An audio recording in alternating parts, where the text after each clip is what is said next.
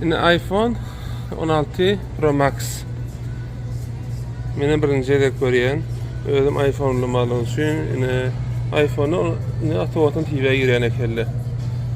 Görýärmi? Amerikalılar hemmesi gizli atawatyny näme ha, näme oýdy hala diýip. Lakin Best Buy'da bir maňa diýilme. Şu ýerde. Hani elme şeýle diýip görýän men iPhone'ny gyzyklanmama ýok ýöne. Yine en son köpleşimiz şu San Francisco'da yaşayan şehrimiz. Yine öyleken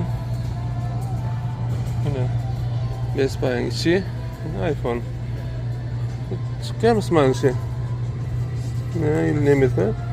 Yine tapavad bulup batamız okta. Bakat ne çeken esas? Aylık $33. Cemi bir yedek türesinde $1199. iPhone Pro Max 16 256'lık. Ne lekin şun bahadi. Eýsek.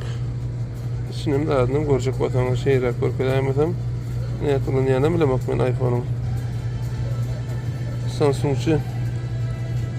Lekin şeýle şeýle. Galyňdan görkezim şeýle. Ne beýle modelleri.